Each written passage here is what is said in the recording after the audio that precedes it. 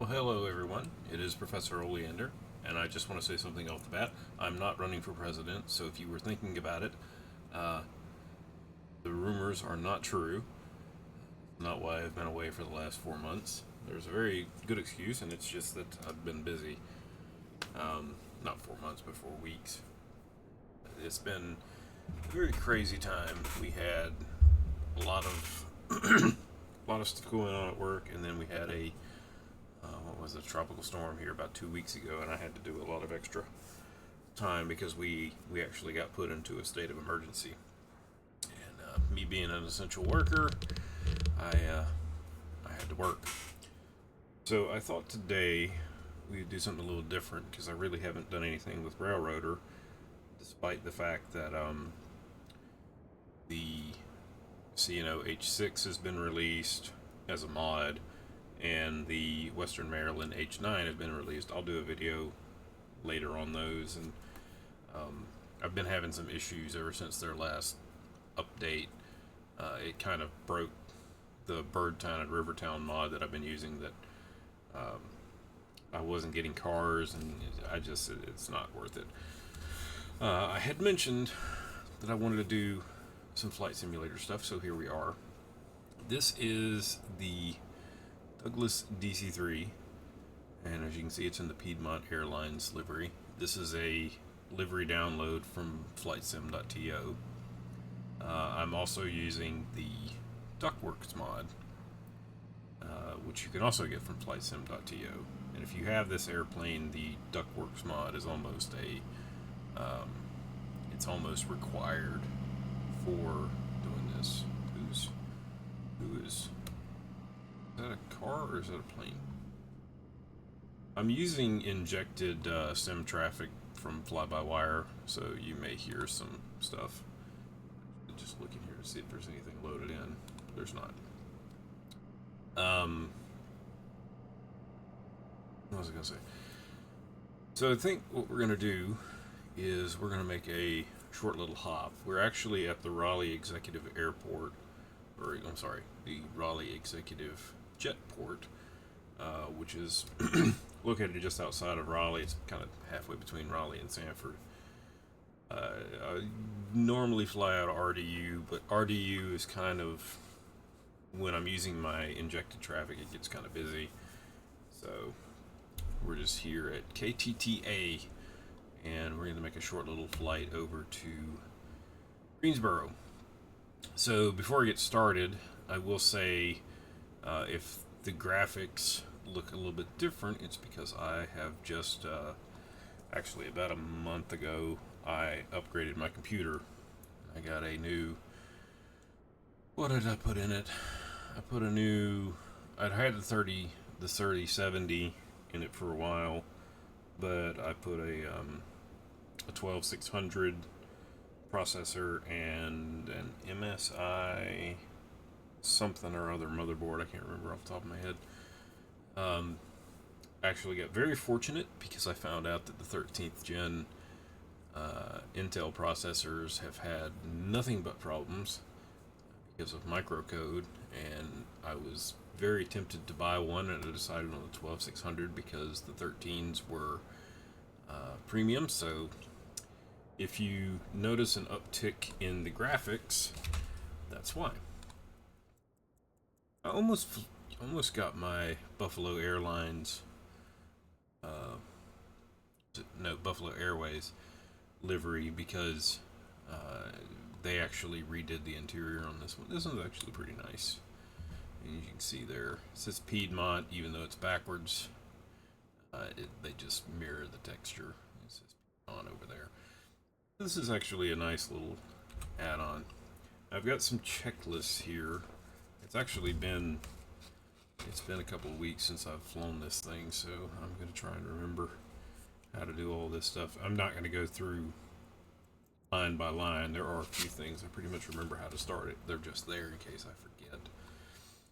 So let's go ahead and get this Pogue started. I want to go over here and click on the chocks and then make sure that they're in place. They are, and the fire extinguishers are there in case we do a boom boom.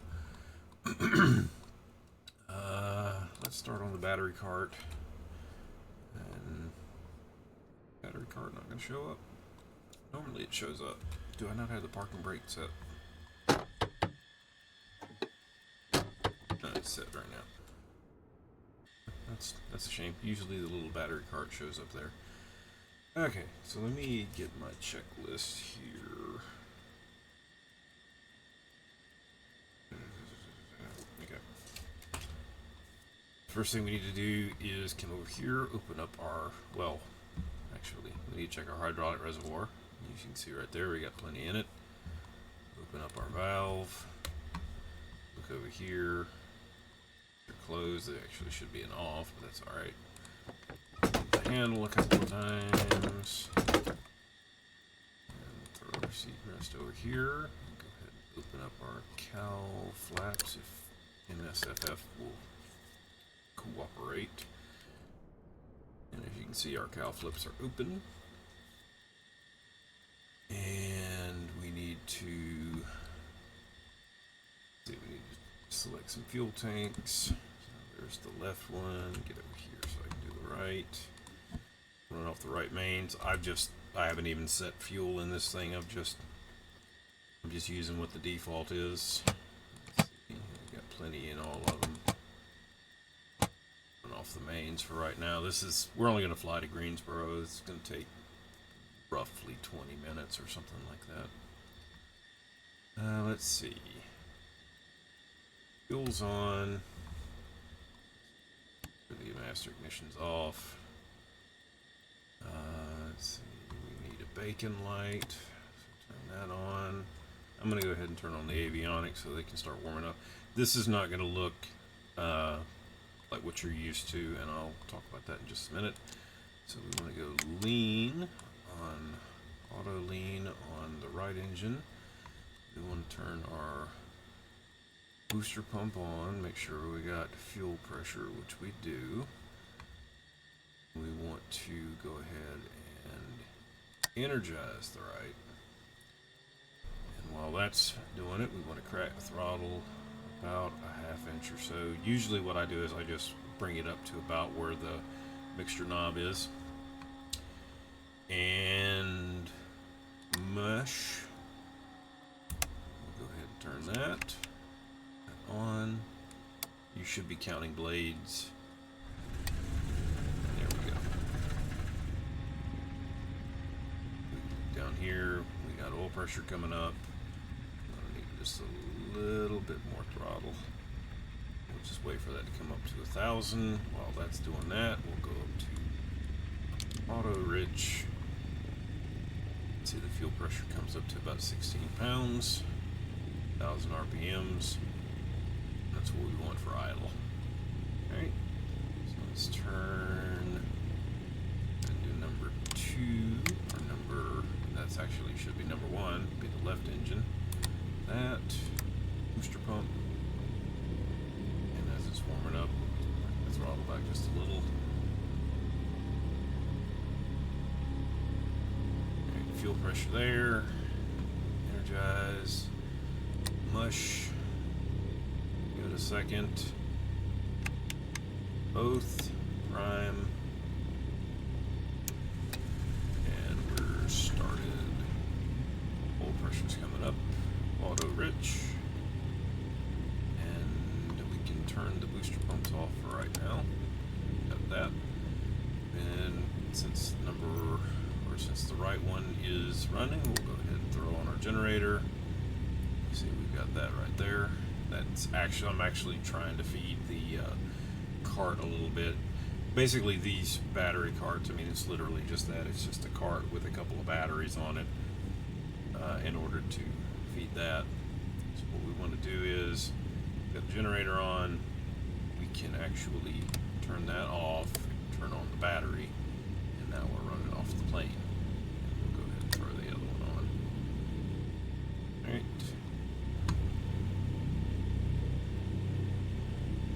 And let me go through here and starting the engine. After engine, battery is on shift, GPU is off, Generators are both on. Avionics master already got it on. Radios are set. Altimeters. What is the altimeter reading for Ktta at this very moment in time? It is 29er 9er 9er 49er recliner. If I can remember, there we go.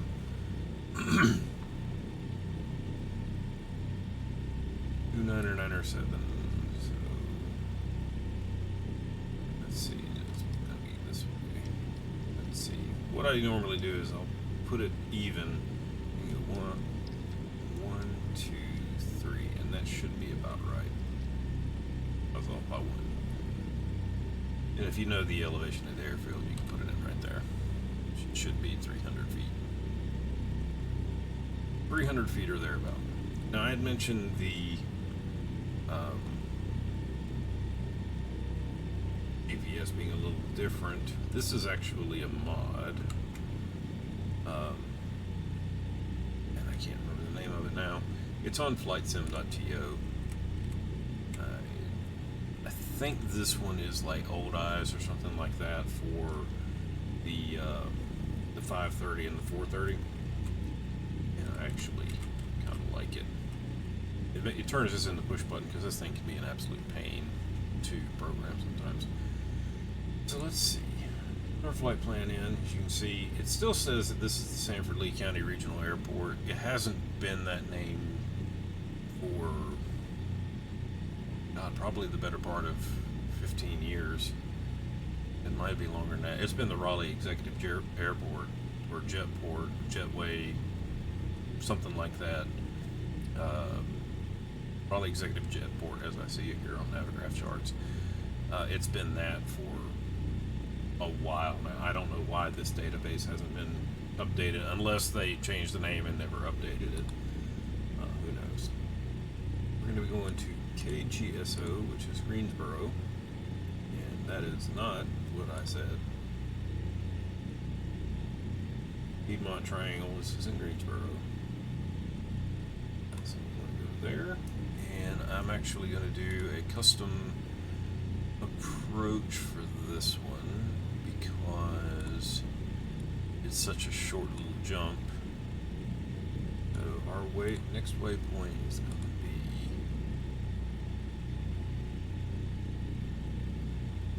Charlie Foxtrot 23 Lima. 23 Lima. That's going to be southeast. And then we want Grant.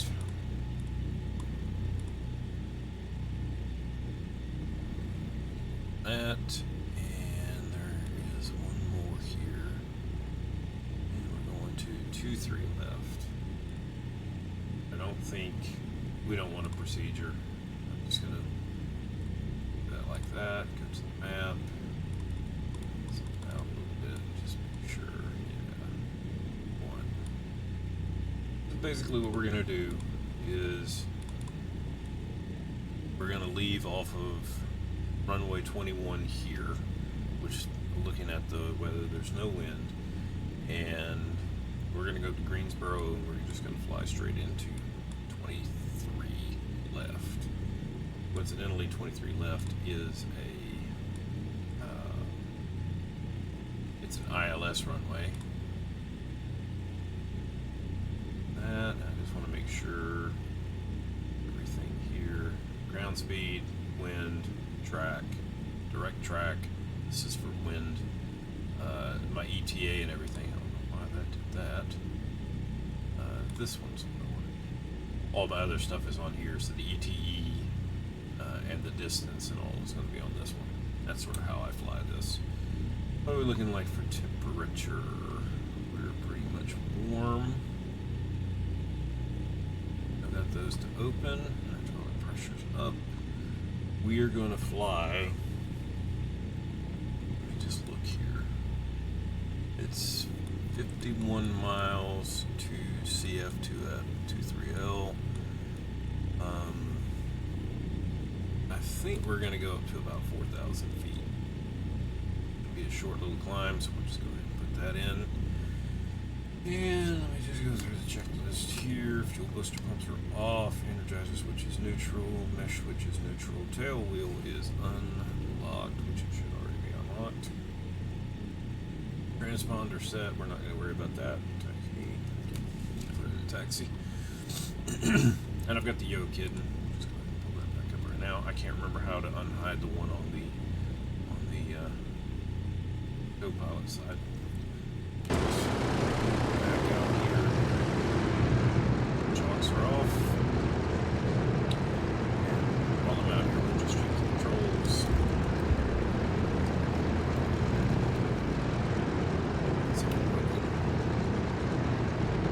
So I got the working rate set to 9 here. Should start rolling. Juice. One of the things that this mod does is it adds some different sounds to the default engines because they're kind of lacking, to be right honest. Make sure that I am facing the right way. Dot on here. Okay, that's what I thought. I haven't flown in a while, so I'm just making sure that we're actually going to the right end of the runway. Yes, I know I'm out of lines. If you're curious, this is actually a scenery pack that's on flightsim.to. If you were to spawn this airport in by itself, none of these buildings would be here. As you can see, this has been added. Some of this stuff is the base scenery. Insock being right there, I think they add the lights and everything around it. You can see the air's calm. No real wind today. We're gonna do a no flaps takeoff because honestly we don't need it. This plane will fly just happily on its own. I am halfway tired. The weather's been changing here. It's almost like fall weather now. It's been in the mid to low 80s. It's been getting down almost into the 50s at night. So it's actually been a nice change of pace because, man, it has been. We had a hot summer. We had a really bad dry spell for about a month, almost a month and a half. And, I mean, it was heat indexes up around 100, 105. We've had summers like that before. Everybody made a big deal out of it this year, which I know it's been hotter here than it has been in the past. But I remember years ago when I was in Georgia, we went about a month and a half without any rain. And, oh my God, it's so hot. Okay, let me see. Should we do a run?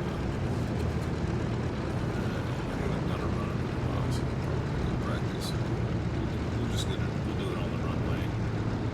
We don't have to care about blowing a Piper Cove off the taxiway. There's a video online of that. I think it was Dan Grider. They were at an air show with Flight Chops, the Canadian mate, and they were at some air show and they were doing their run up on the taxiway, and I think a little Piper or something like that passed behind them, and they literally blew the plane off the taxiway. I don't remember if it ended up on its side or not. I think it just slid off. It was just so funny.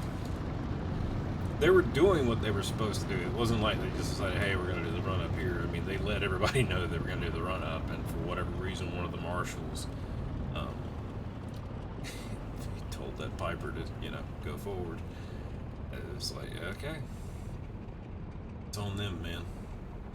All right.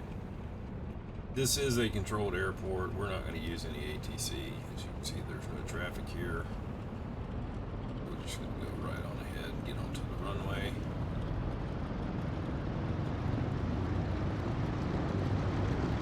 We'll get lined up on the center line here. And get ready to do our thing.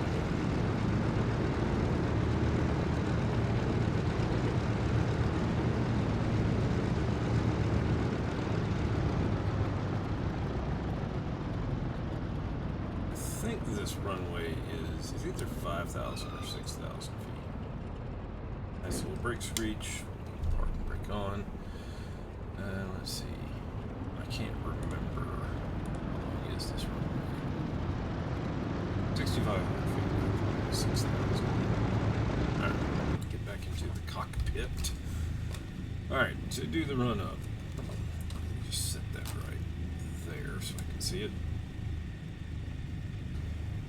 Alright, parking brake is set, tail wheel locked.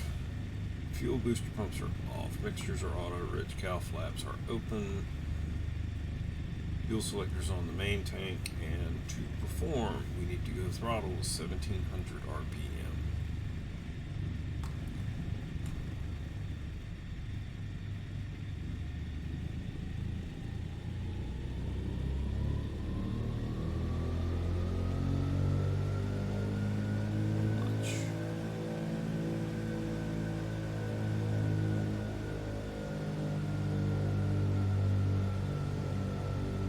Alright, 1700 RPM. And then we need to do a propeller check. So for this, we'll just get out of the way so we can see a little bit better. We just need to go both of these through their range. Okay. Right's good. We're supposed to do this twice. That's good. Cover. Left is good.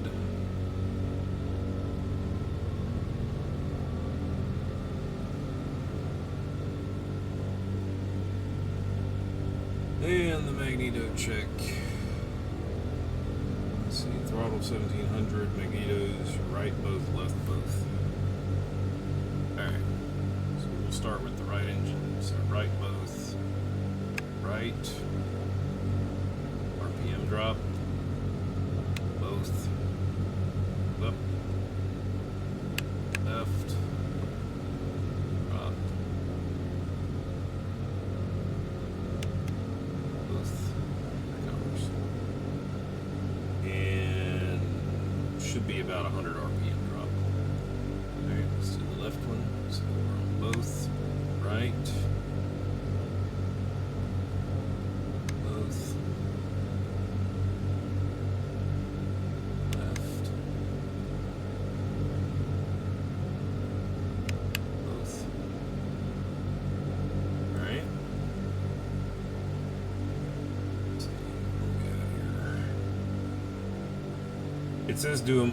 It says turn them off momentarily. If you do that in this mod, it'll actually kill the engines. Even if you just like hit it real quick, it will kill the engines and they won't come back on. It's just something that just the way the mod's set up or the way the flight sim handles it. Okay, blower and supercharger check. Throttle 1700 RPM, blower high, throttles at 30 inches. So basically, this should go up to 30 inches, so we'll do the right one first. See, go up, comes off a little bit.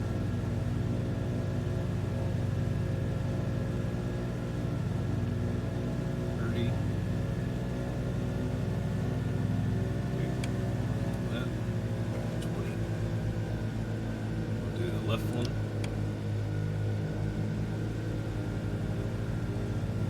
30.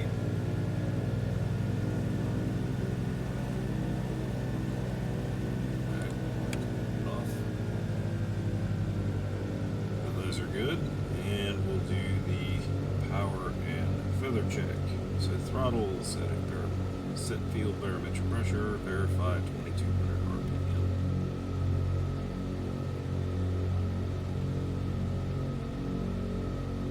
Verify around 2200 RPM, so let's increase our throttle. It's going to be somewhere around there.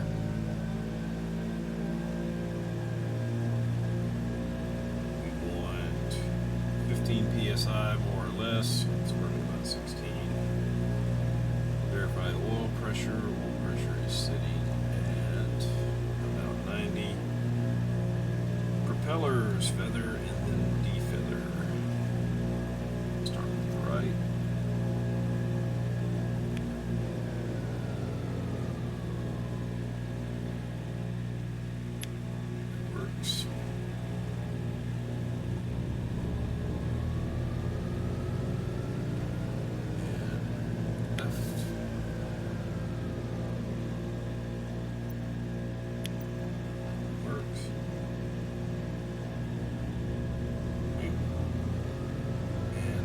heaters. We need to get on the other side.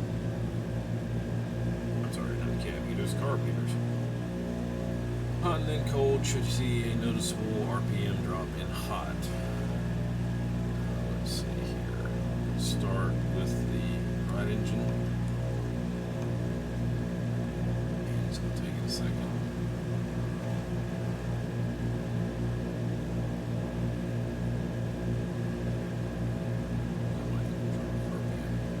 There you see, you just barely see them. You can see them starting to split.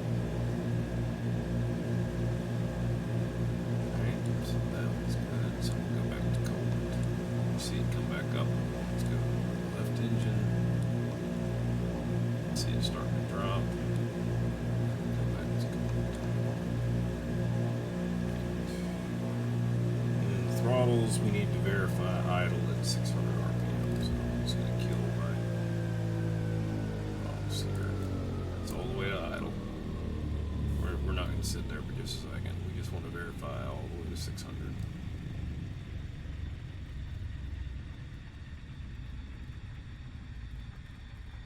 600. Get it so that way they don't stall.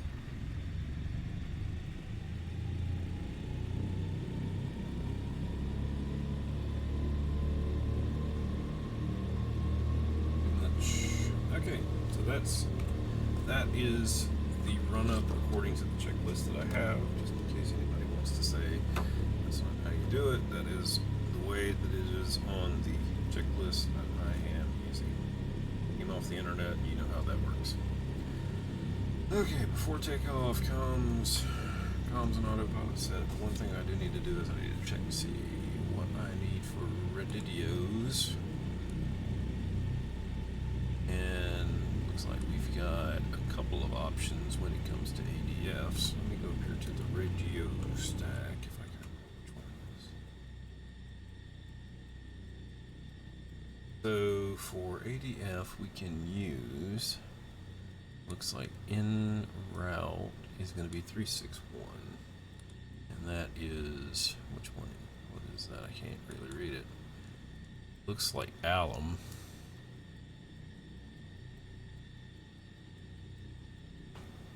There's two M's and it looks very weird on my map. So 361. 361, and that's just to the left of where we're going. And let me just look here.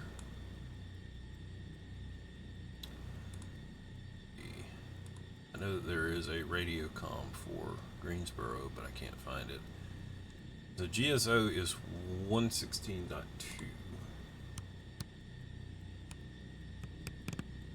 And that's actually the NDB Kgso, not the airport. Go ahead and put this one in there. Switch that. And I am going to go ahead and put the ILS frequency in here. 109.3. All we have to do is switch it over, and we're just going to fly 1200 on the transponder. Where we be? NI says required torpedo heat is on. Turn that on. Ktta heat is on. Landing lights are on. Position lights on. Trim set for takeoff. We should actually be, this is a neutral trim aircraft, so set to 0. Propellers are in high RPM. Mixture is auto rich. Carb heat is cold and locked. Cow flaps are in trail. Landing lights on. Transponder on. Tail wheel is now locked. And that is the before start checklist. Let's see here. Takeoff power is 44 inches. Max 48. One thing that I will say is I am running a mod that uses knots instead of miles per hour. That's why we get our VREF speeds here, our flap speed. There's our VREF. can see here, takeoff 1 minute max is 48 inches, 2,700 RPMs. METO, which is maximum except for takeoff, 41 inches, 2,500, 2,550, and then climb is 3623. So you will make 2 power reductions. We'll do basically what would be our toga, which is takeoff, go around, which is wide open. Then we will do a power reduction at 500 feet to METO, which is 41 inches and 2,550, and then we will do a second one around 3,000-ish feet of 36 and 25 or 2,350. The climb power really depends on how high up you are. Most people will use somewhere around 3,000 feet. You'll go to 36 inches. We're only climbing up to 4,000, so you know I'm probably just going to stay METO the whole way up there. And not worried about a radio or altimeter. We've got everything put in. I think we're ready to fly. I don't have my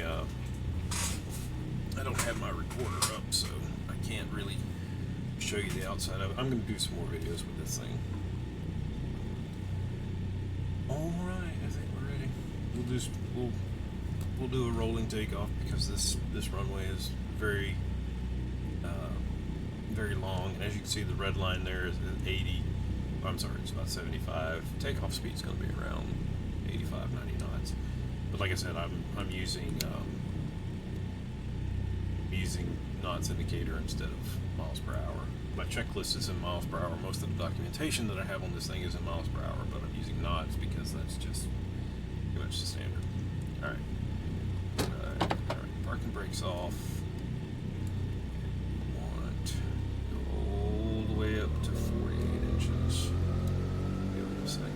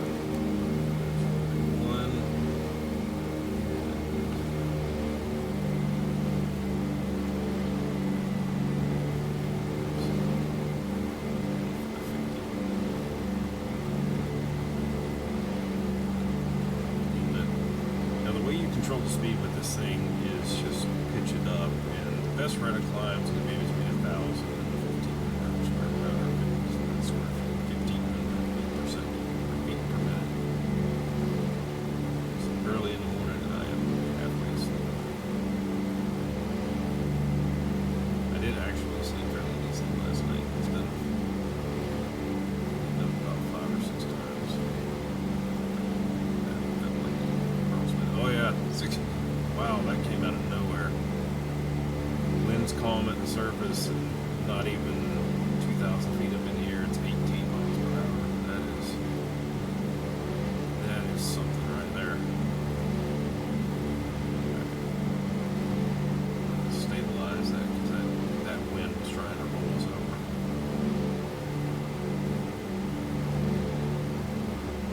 All I'm doing is just bringing us over there so that way I can turn the on and bottom in just a second. Slow down the climb a little bit. 120 knots. I mean, it really depends how fast you want to climb. I generally will climb this thing at about 1,000. And I haven't messed with my trim yet.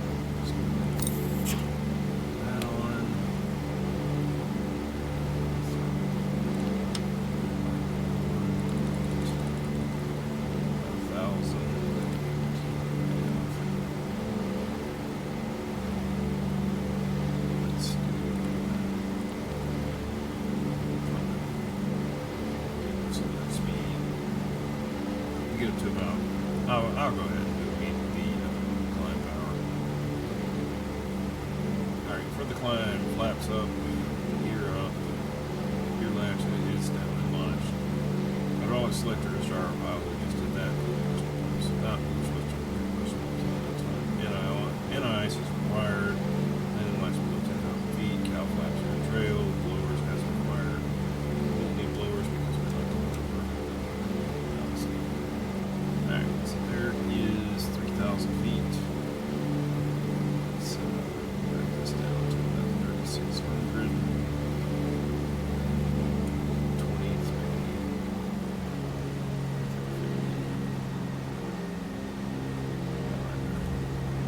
And you're going to notice the airspeed's going to drop quite a bit, so I'm going to have to stop the climb.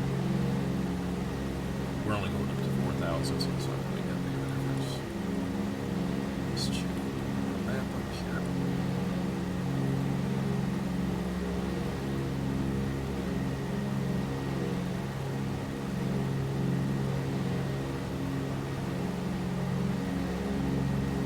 That's the outside temperature today. It is 20 degrees. Don't worry about any ice. We're flying below some clouds.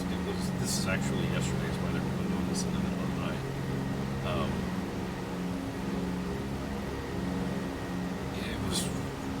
It got cloudy later on yesterday. I think I'm flying sometime around between 2 and 4 o'clock, and that's about the time it started to cloud. Alright, so we're going to level off here at about 4,000 feet as soon as it levels off.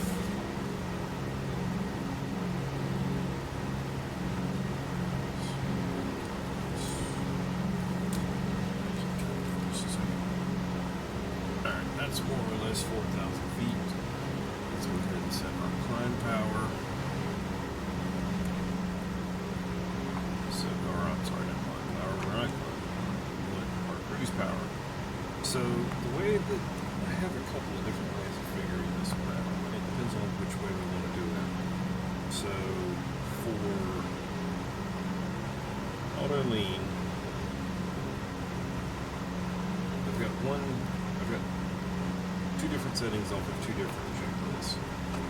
One of them is if we're going to use the blowers, and then I've got two over here depending on how we want to set our mixtures. So we're going to be running with auto lean, and our carb air temperature, or outside air temperature, is 20 degrees, and our carb temperature for the turd is 10. Actually, those go to 10. So we're not going to mess with the carb heat. What I'm going to do is, this is a 5.2, so it's going to make the light just right so I can see it. Alright, pressure altitude, we're at 4,000 feet. Carburetor air temperature is 10, so we should be using the manifold pressure of about 30.4. We will bring our air pressure down to 30, and we'll bring the RPM down to 20. Oops.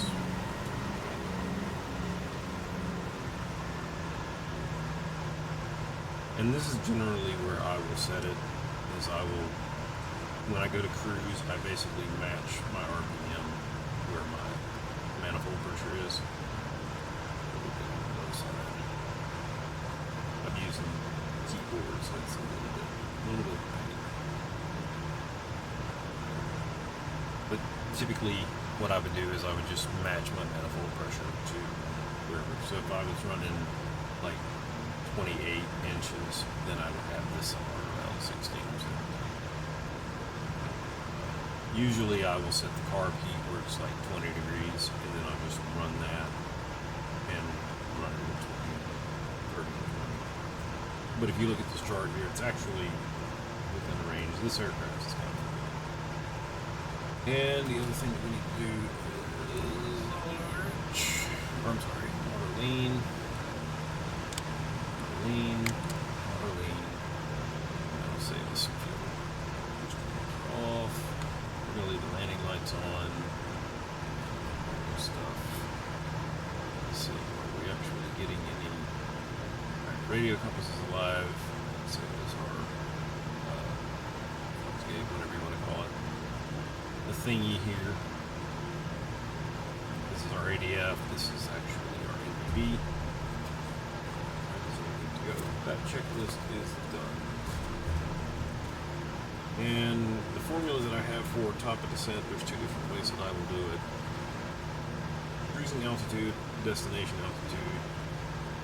Cruising altitude minus the destination altitude divided by 1,000 times 3 plus 10. I've used times 3 and I've used times 5. We are currently 36 miles from CF23L, and according to my ILS chart here,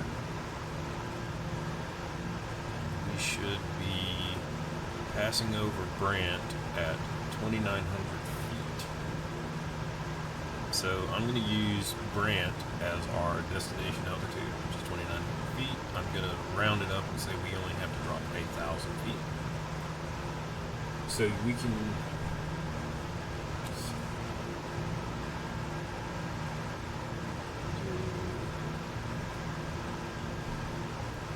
times 3 plus 10 is 13. So 13 miles away.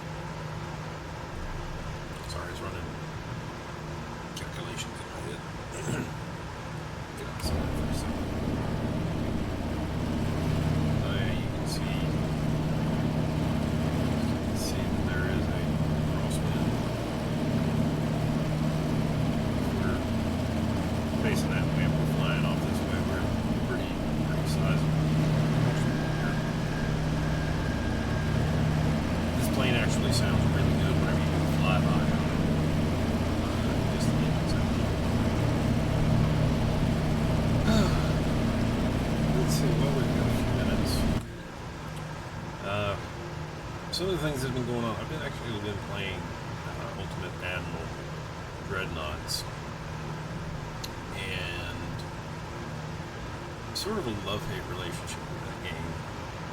It's made by Game Labs, which is the same company that made Naval Action, which I used to love until they ruined it. And I told somebody before, because there was a long discussion, because they just came up with this DLC for Dreadnoughts that adds multiplayer. It's like $15, and if you add that to the base price of the game, it makes the game $40. And I mentioned to somebody, I said this studio has a tendency to blame their players for everything. If the game's not good, they blame their player base. They're like, you're the reason why it's this way. And I was like, dude, this is a single player game. How is it the player base? And why are you listening to the player base? It's like it's like build your game. You know what I mean? If you didn't have a good enough concept that your game can't stand on its own 2 feet without having to ask your players, hey, what should we do? That's on you, man. And the other thing was, the lead developer basically went on this tirade.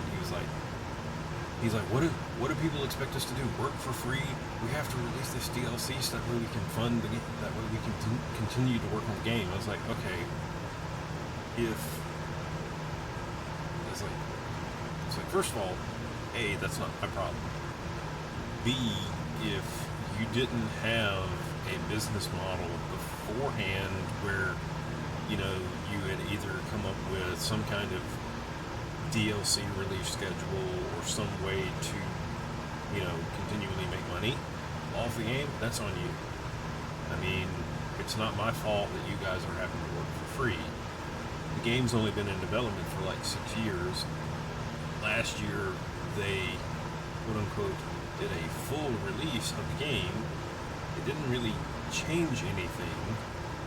The campaign is still buggy. The UI sucks. There's no real tutorial. I mean, there is a, encyclopedia thing where you can go through and look at stuff. But I mean, it's just a very clunky game. And then they had the balls to come out and say, well, we're going to release multiplayer, and it's going to cost you $15. And it's like, hey, come on.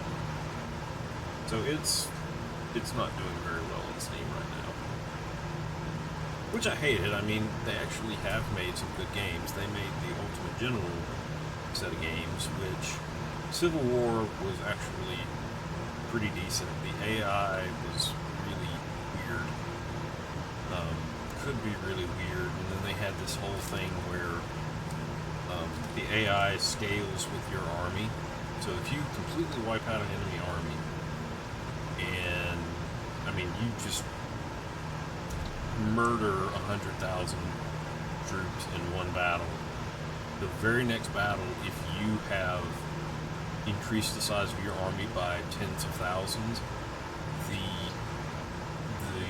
enemy, the AI, will have raised an army to meet you. And it's basically they're artificially keeping the game long, because I mean, you can end the war in one battle if you just completely destroy the enemy. But it's kind of a cheap thing.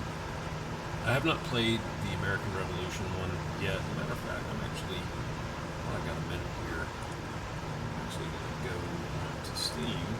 You're not going to be able to see this. I'm just going to put it in there because I'm curious.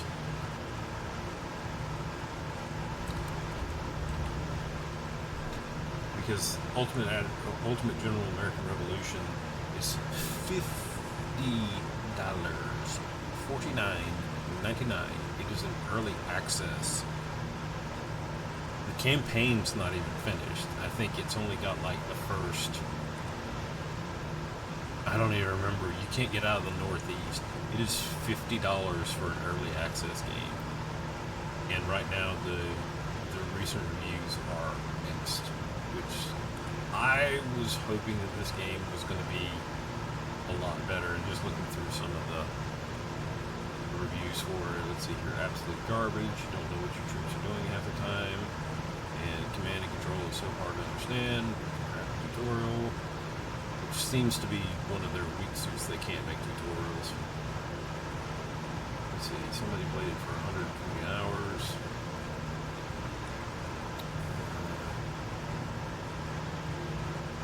It's frustrating, game does not work.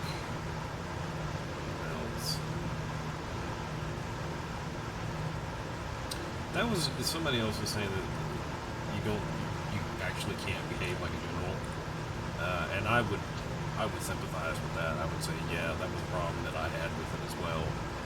With Civil War, was the war was very much on rails, so there was no you couldn't really do anything.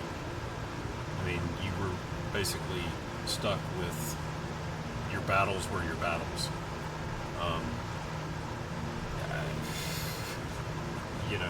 Didn't matter if you destroyed your enemy. Well, we gotta go to, if you destroyed your enemy at Sharpsburg, well, we gotta go to Gettysburg now. It's like, really? Okay, so we're 13 miles away from whatever that waypoint waypoint was. Charlie 23, Dad, whatever. Charlie Foxtrot 23, Lima. Alright. From that, Brant is actually the one we're looking at. I need to check my flight code. 12 miles, 6 miles. So 6, we need to start descending. We'll say it's 7. 7 miles away from Charlie Foxtrot 23, Lima. I'm saying that 10 times fast. But yeah, ultimate, the American Revolution one, I probably gonna skip it until they figure out what they're gonna do. I used to play naval action quite a bit. I mean, it was actually a game. This was years ago. This was like, I don't know, 2017. Like between 2016 and 2018, that game actually was fairly interesting. I didn't deal too much on the PvP servers, but like, it was a good way to chill. You know, you would get some East Indian men together, you could go and trade. I mean, it would take like hours to get anywhere, and you had to like, the reason why you could make a lot of money doing that was because Cartagena Hall, Cartagena Tar, which is what you needed for the Cartagena hull refit, which actually strengthened ships. Everybody wanted it. And the only way to get Cartagena Tar was to go to Cartagena. And, I mean, it's way down at the bottom of the map. It takes forever to get there. I mean, it's an hour and a half trip. But people were paying like buku, the contracts, they were willing to pay buku money for people to go down there and get it. So you can make a lot of money doing that. Well, what Game Labs did was they said, we're not going to do that anymore. You don't have to go hauling. We're making it better for you. You can just buy the hull refit from the game. So just completely wipe out a portion of the economy. You can't haul for anything right now. Because you can basically buy everything in the game. And it's like, it completely wrecked the economy there. So, and then they made a bunch of changes to the way combat is because players were griefing, and I'm like, EVE Online has been around for over 20 years. EVE Online, World of Warcraft, these MMOs have been around for 20 some years. And like, these developers still cannot figure out how to make these games, or it's like, we didn't know that griefers were going to exist in this game. It's like, come on, dude. And it's funny because I was actually watching something on Star Citizen yesterday, which is, it's hilarious to watch the development of this game, because for the last several days now they've been putting out all this stuff, and it's like, this is what we want to do. We want to have command and control, and wouldn't it be great if we can do this and do this and do this? And I'm like, oh my god, this is like 2014 all over again, where they're just like reaching for the moon. They're trying to completely reinvent the wheel by doing this stuff, and I'm like, just stick with what's worked for other games. Do that. I've not given any money to CIG now for several years, long time. I guess it was about 2016, whenever they did the bait and switch with Squadron 42, and it was supposed to release, and then they said, well, we need a little bit more time. Come to find out, they're not even halfway done with the game. I don't understand developers. I just don't. It's like, we have to be new and creative, and we've got to do something that nobody else has ever done before. And it's like, you know, there's norms in this industry that work. You don't have to reinvent the wheel every time. I mean, I've been watching a lot of stuff that Pirate Software has been doing. Jason Thor Hall, the man with the golden voice. he has a lot of insight. He's like, reach small, man. He's like, you know, make some smaller games, stuff that people are actually happy with, and then make a big one. And then he says, we can go back and make them some small games again. It's like, I don't know. The hilarious thing with Star Citizen this year has been, they've just been like, I don't know, just been crazy. Alright, enough of that. I set my altitude for 2,900 feet. We're going to go ahead and put our mixtures back into auto rich as we are technically on our approach. Let's see here. We didn't switch over to the auxiliary tank, so we're on the mains, auto rich, car keeps cold clock, blowers low, hydraulic selector, take off aft, later, landing lights verify on, fuel booster. And tail wheel is locked. We're shooting for 120 RP, or 120 miles per hour.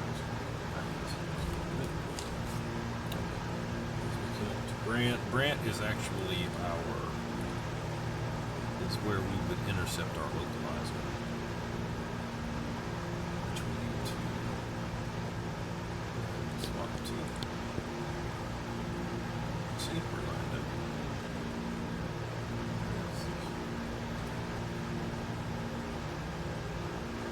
We'll slow her on down to leave it about 20 inches from the Mercury. Start looking for the airport. I see an airport in front of me. You were looking at that one, weren't you? It's not that one, it's that one right there. Actually, I don't know what the airport that is.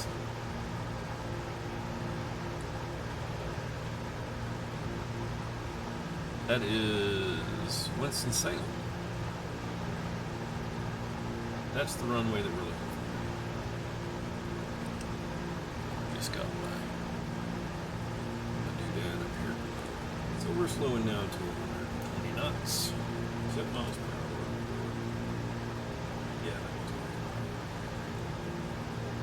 Oh, God. Do I have to do calculation in my head? 1 knot is 0.9 mile per hour. Or, I'm sorry, 1 mile per hour is 0.9 knots. So every 10 miles per hour, they going away.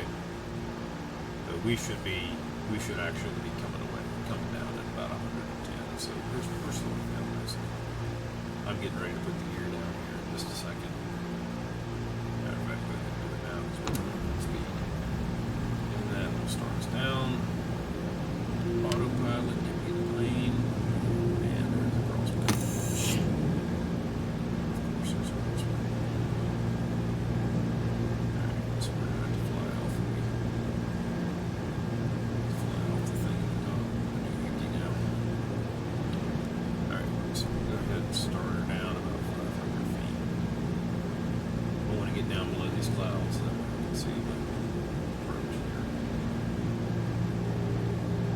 Watching my indicator here too. I don't remember if I'm going to get light slope on this or not.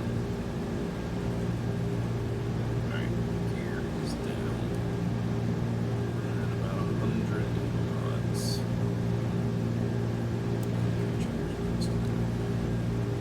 I've got my trim set to the hat switch on my joystick here.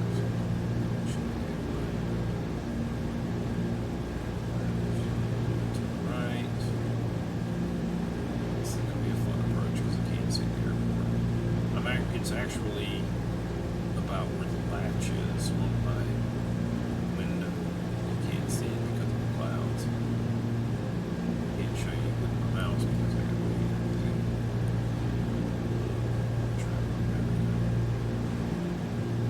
It should be about. I don't have a light slope indicator, so down to 90 knots. It's going to throw some floops in there. I'm only going to land with half. Dusting there is the airport right there.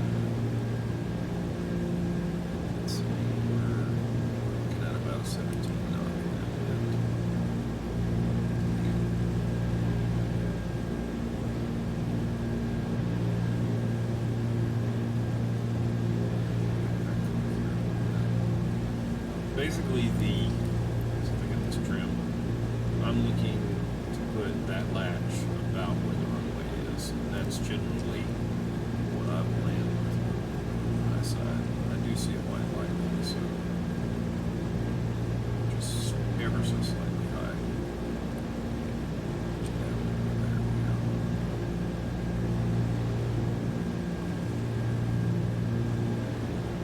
I'm going to do this. This is probably a terrible idea. That's me. Putting my landing rig on it. I was in that. Let's see. We're gonna try and butter some bread here. No guarantees. Alright. It's pretty stable right there. We're still just a little bit high. I'm sorry, we're a little bit low. 3 reds in one way. Just right there. I want to spin off some airspeed anyway. We get her down to about 80 knots or so. There we go. Our next set of flaps in.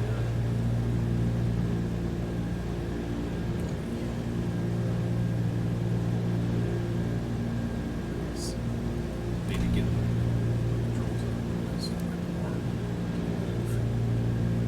That's pretty decent right there.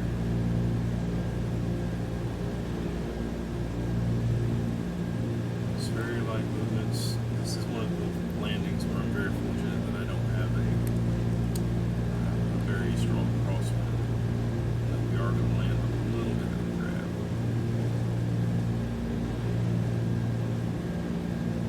Okay, now that says pull some power back. I want to land at about, well, we've got a little bit of a headwind, so we want to land about 80. A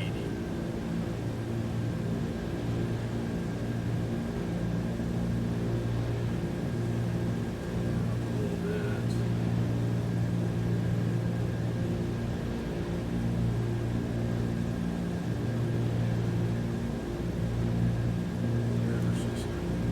That's all right.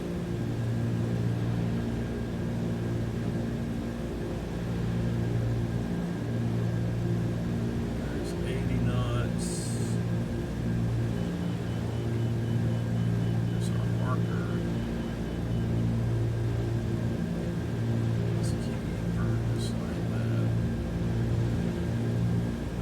Just like this.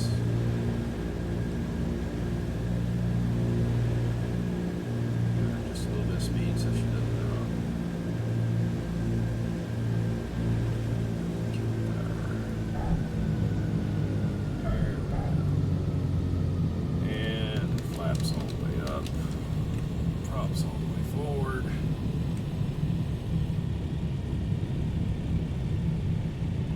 Wait for the chirp.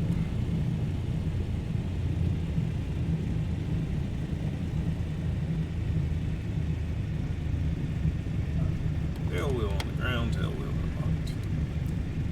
And that, my friends, is a landing. And we're going to have to call maintenance to wipe up all the grease off the runway. If I do say so myself. Alright. Where we want to go. Map.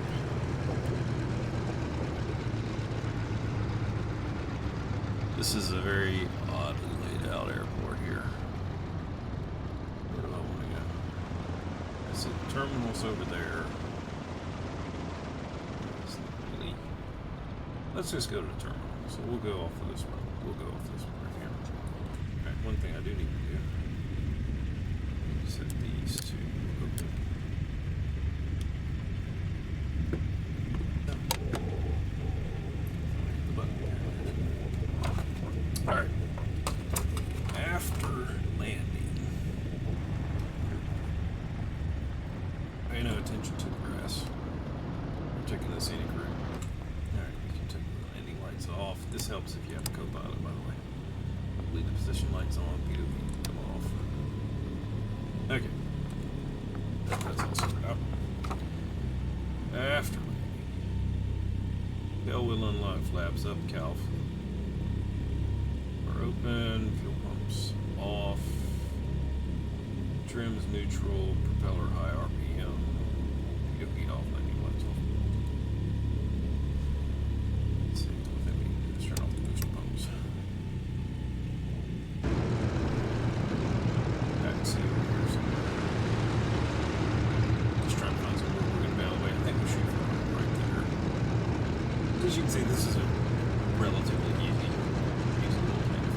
And if you were curious what my landing rate was, it was negative 65.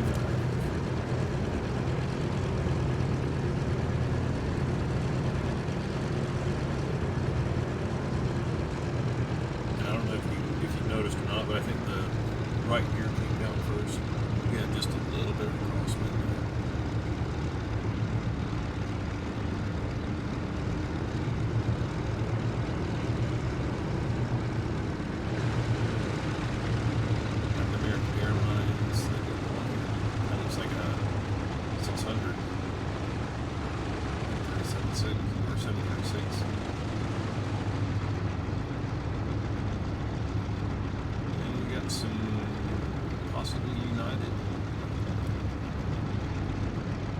I'm actually surprised that there's not more planes here. And there are, because Greensboro is usually pretty busy. Might be because it's that time of morning. You gotta remember it's 4 a.m. technically, even though we're playing during the daytime. Yeah, I think the injector is actually using real time.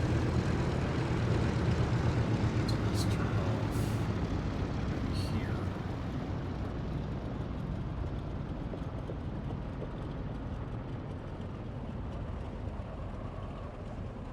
Yeah, I'm not hitting the brakes, so got a little bit of Tokyo drift going on there.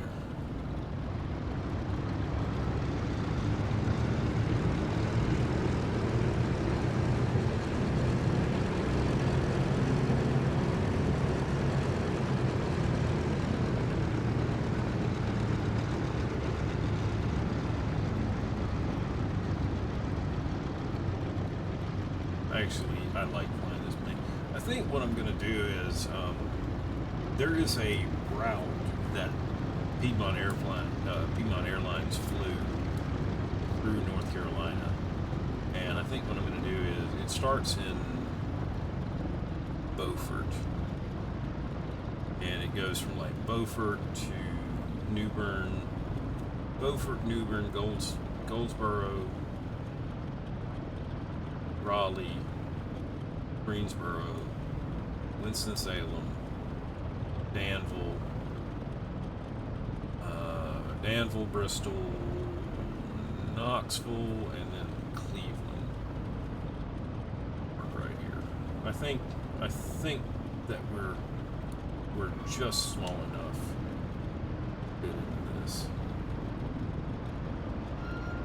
All right, parking brake is on. Go ahead and shut this thing down. Let's see here. Parking and shutdown. Parking brake is set. Tail wheel is now locked. Cow flaps closed and off. Close. Off. Off. Radio's off. Generator's off. Mixtures cut off. We'll go ahead and kill the mixtures here.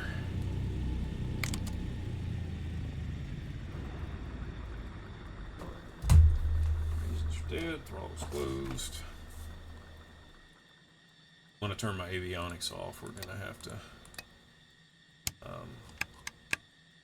end everything. So let's just go through and get everything here. Position lights are off, beacon lights off, throw the battery card on, avionics off, and as you can see there, 51 minutes. My flight was 30 minutes, so that was about right. Takes about 20 to 30 minutes. I've flown this one a couple times before. So yeah, that was, I think what I'm going to do is I'm going to do, I've actually got the sheet here. Let me pull it up.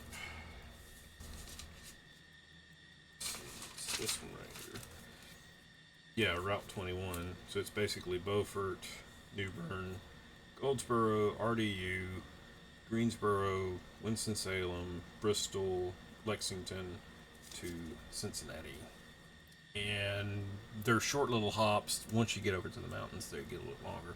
But I think that's what I'm going to do. I'm going to do a little series on that. I won't do it like this one.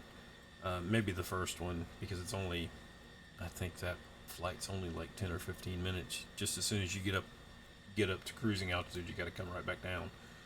Um, but yeah, that's probably I'm probably gonna do a little series on that. Take a break from train like things because you know.